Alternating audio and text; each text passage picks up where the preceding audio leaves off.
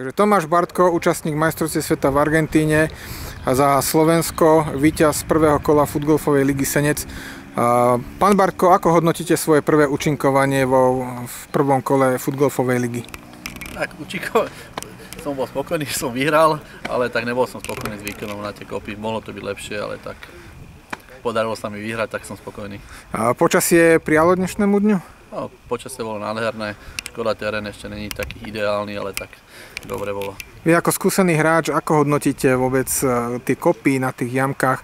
Čo je potrebné vylepšiť, alebo ako by ste vedeli poradiť aj novým začiatočníkom, ktorí by chceli hrať futgolf?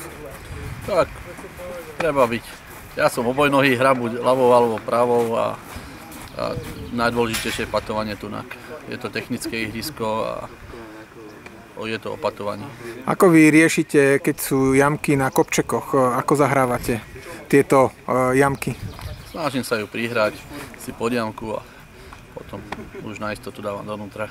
Aké máte najbližšie plány, čo sa týka futgolfovej ligy, Slovenskej futgolfovej túr a Európskej futgolfovej túr v tomto roku?